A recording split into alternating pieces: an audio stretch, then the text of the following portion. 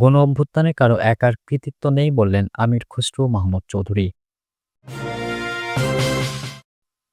প্রধান উপদেষ্টা ৩০ জুনের পর একদিনও থাকবেন না বললেন প্রেস সচিব।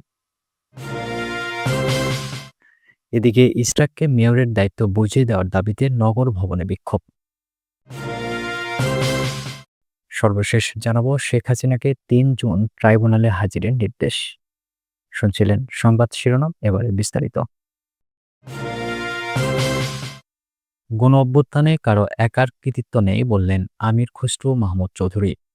ছাত্র জনতার গণ অভ্যুত্থানের পেছনে কারো একার কৃতিত্ব নেই বলে মন্তব্য করেছেন বিএনপির স্থায়ী কমিটির সদস্য আমির খসরু মাহমুদ চৌধুরী। তিনি বলেন, নির্যাতিত সাংবাদিক, বন্ধ হয়ে যাওয়া গণমাধ্যম, রাজনীতিবিদ, পঙ্গুত্ব বরণকারী, আহত নিহত ছাত্র জনতা সহ অনেকের অবদান আছে। এসব অবদানের স্বীকৃতি দিতে হবে, কৃতিত্ব দিতে হবে, তবেই সবাইকে নিয়ে জাতীয় ঐক্য বজায় রাখা সম্ভব হবে। সোমবার অনলাইন গণমাধ্যম শীর্ষ নিউজের নতুন কার্যক্রমের উদ্বোধন অনুষ্ঠানে প্রধান অতিথির বক্তব্যে এসব বলেন তিনি।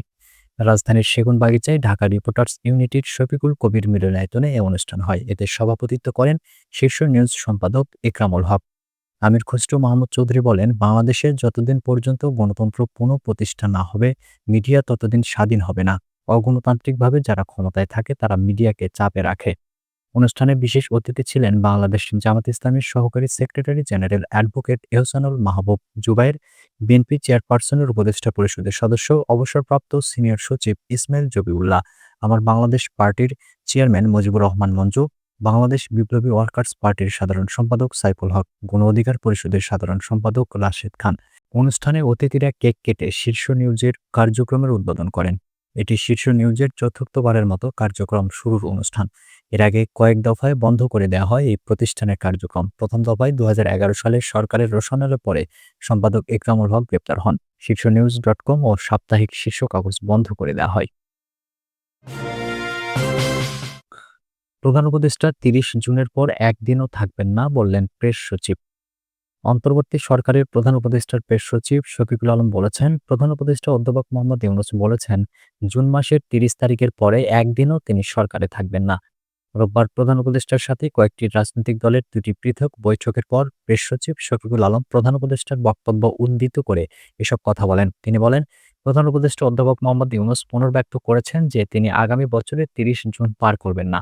আপনাদের তার উপর আস্থা রাখতে হবে। আমি আগেও বলেছি, তিনি এক কথার মানুষ। রোববার রাতে রাষ্ট্রীয় অতিথি ভবন যমুনার সামনে সাংবাদিকদের ব্রিফিংকালে শফিকুল আলম বলেন, প্রধান উপদেষ্টা বলেছেন, বাংলাদেশ আওয়ামী লীগের কর্মকাণ্ডের উপর নিষেধাজ্ঞা আরোপের পর দেশকে অস্থিতিশীল করার জন্য সকল প্রচেষ্টা চলছে। প্রধান উপদেষ্টার উপপ্রেস সচিব অপূর্ব জাহাঙ্গীর এবং আবুল কালাম আজাদ মজুমদার এ সময় উপস্থিত ছিলেন। বৈঠকের পর নাগরিক ঐক্যের সভাপতি মাহমুদুর রহমান মান্না বলেন, প্রধান উপদেষ্টা তাদের বলেছেন, ভারতীয় আধিপত্যের কারণে দেশ একটা বিরাট সংকটের মধ্যে রয়েছে। মান্না বলেন, এজন্য প্রধান উপদেষ্টা বিশ্বাস করেন যে সমগ্র জাতিকে ঐক্যবদ্ধ থাকতে হবে। প্রধান উপদেষ্টার উদ্ধৃতি দিয়ে প্রেস সচিব শফিকুল আলম আরও বলেন, অধ্যাপক ইউনূস রাজনৈতিক নেতাদের আশ্বস্ত করেছেন যে তিনি এই পদে থাকা পর্যন্ত দেশের স্বার্থের ক্ষতি করতে পারে এমন কিছু হতে দেবেন না। রাজনৈতিক ঐকমত্যের গুরুত্ব তুলে ধরে প্রধান উপদেষ্টা বলেন, তাদের অবশ্যই বিভাজন দূর করতে হবে। তিনি বলেন, রাজনৈতিক নেতারা প্রধান উপদেষ্টাকে পূর্ণ সমর্থন জানিয়েছেন এবং তার পাশে দাঁড়ানোর আশ্বাস দিয়েছেন। ইশরাককে মেয়রের দায়িত্ব বুঝিয়ে দেওয়ার দাবিতে নগর ভবনে বিক্ষোভ। নগর ভবনের সামনে আবারও বিক্ষোভ শুরু করেছেন বিএনপির আন্তর্জাতিক বিষয়ক কমিটির সদস্য ইশরাক হোসেনের সমর্থকরা। ঢাকার দক্ষিণ সিটি কর্পোরেশনের কর্মচারীদের একটি অংশ তাদের সাথে যোগ দিয়েছেন। কোনো ধরনের বিলম্ব না করে ইশরাককে মেয়র হিসেবে দায়িত্ব বুঝিয়ে দেওয়ার দাবিতে তারা এই আন্দোলন করছেন। ৪৮ ঘন্টার বিরতি শেষে এই বিক্ষোভ শুরু হচ্ছে। এতে নগর ভবনের নাগরিক সেবা বিঘ্নিত হচ্ছে। ঢাকা শহরের বাসিন্দাদেরও ব্যাপক অসুবিধার মধ্যে পড়তে হচ্ছে। নগর ভবনের মূল ফটক বন্ধ করে দেওয়া হচ্ছে। ভবনের ভেতর দিয়ে ইশরাক সমর্থকরা ক্ষণে ক্ষণে মিছিল নিয়ে যাচ্ছেন এবং স্লোগান দিচ্ছেন। ইশরাকের এক সমর্থক বলেন, জনগণের মেয়র ইশরাককে দায়িত্ব বুঝিয়ে না দেওয়ার আগ পর্যন্ত আমরা এখান থেকে যাব না। দ্রুত সময়ের মধ্যে আমরা তাকে মেয়র হিসেবে দেখতে চাই। এ সম্পর্কে জানতে চাইলে মিলন নামের এক কর্মকর্তা বলেন, ইশরাককে মেয়রের দায়িত্ব বুঝিয়ে দেওয়ার আগ পর্যন্ত আমরা আন্দোলন চালিয়ে যাব। যখনই তাকে শপথ পড়ানো হবে, আমাদের আন্দোলন তখনই বন্ধ করব। তবে শুনেছি তাকে শপথ পড়ানোর প্রস্তুতি চলছে। আমরা চাই কোনো হেলাফেলা না করে দ্রুতই তাকে দায়িত্ব বুঝিয়ে দেওয়া হোক, যোগ করেন তিনি। বিক্ষোভের কারণে গত ১৫ মে থেকে নগর ভবন থেকে দেওয়া সব নাগরিক সেবা বন্ধ রয়েছে। এমনকি বজ্র ব্যবস্থাপনা, মশক নিয়ন্ত্রণ, জন্ম ও মৃত্যু সনদ দেওয়ার কার্যক্রমও স্থগিত রয়েছে।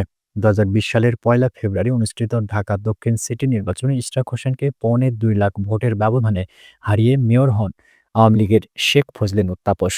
ছাত্র জনতার অভ্যুত্থানে আওয়ামী লীগ সরকারের পতনের পর গত ২৭ মার্চ ঢাকা নির্বাচনী ট্রাইব্যুনাল সেই ফল বাতিল করে অবিভক্ত ঢাকা সিটি কর্পোরেশনের সাবেক মেয়র সাদেক হোসেন খোকার ছেলে ইশরাককে মেয়র ঘোষণা করে।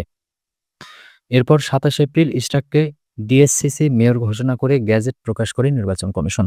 কিন্তু তাকে যেন শপথ পড়ানো না হয় সেজন্য গত ১৪ মে হাইকোর্টে রিট আবেদন করেন ঢাকা দক্ষিণ সিটি কর্পোরেশনের বাসিন্দা ও সুপ্রিম কোর্টের আইনজীবী মামুনুর রশিদ। এমন পরিস্থিতিতে মেয়রের দায়িত্ব বুঝিয়ে দিতে গত সপ্তাহের বুধবার থেকে আন্দোলন নামেন ইশরাক সমর্থকরা। তাদের আন্দোলনের কারণে ডিএসসিসি নগর ভবন কার্যত অচল হয়ে পড়ে, কিন্তু আইনি জটিলতার কথা বলে ইশরাকের শপথের আয়োজন থেকে বিরত থাকে স্থানীয় সরকার মন্ত্রণালয়।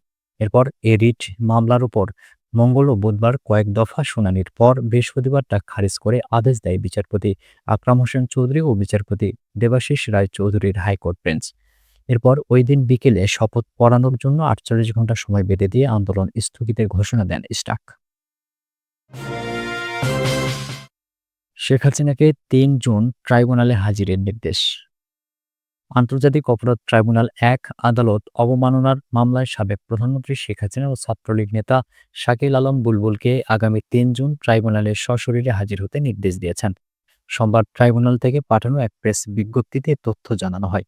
এর আগে রোববার আদালত অবমাননার অভিযোগের ব্যাখ্যা দিতে এই দুই অভিযুক্তকে আদালতে হাজির হওয়ার জন্য বহুল প্রচারিত দুটি জাতীয় পত্রিকায় বিজ্ঞপ্তি প্রকাশের নির্দেশ দেন আন্তর্জাতিক অপরাধ ট্রাইব্যুনাল। বিজ্ঞপ্তিতে জানানো হয়, আন্তর্জাতিক অপরাধ ট্রাইব্যুনাল আইন ১৯৭৩ এর ১১-৪ ধারা এবং ট্রাইব্যুনাল বিধিমালা ২০১০ এর ৪৫ বিধির আওতায় শেখ হাসিনা ও শাকিল আলম বুলবুলের বিরুদ্ধে আদালত অবমাননার অভিযোগ আনা হয়েছে। এর পরিপ্রেক্ষিতে তাদের নোটিশ পাঠানো হলেও তারা পূর্ব নির্ধারিত তারিখে হাজির হননি এবং কোনো লিখিত জবাবও দেননি।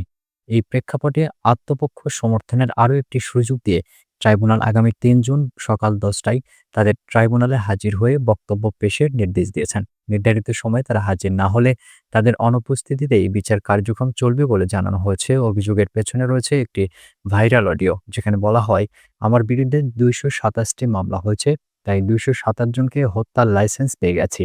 ফরেনসিক পরীক্ষায় এটি শেখ হাসিনার কণ্ঠ বলে প্রমাণিত হওয়ার পর আদালত অবমাননার অভিযোগ আনা হয়। এই মামলায় প্রসিকিউশন পক্ষের শুনানি করেন চিফ প্রসিকিউটর মোহাম্মদ তাজুল ইসলাম। আদালতের ৩ সদস্যের প্যানেলের নেতৃত্ব দেন ট্রাইব্যুনালের চেয়ারম্যান বিচারপতি মোহাম্মদ গোলাম মোর্তজা মজুমদার। আসামিদের অনুপস্থিতিতে ২৫ মে শুনানি অনুষ্ঠিত না হয় পরবর্তী আদেশের জন্য ৩ জুন তারিখ নির্ধারণ করেছেন ট্রাইব্যুনাল।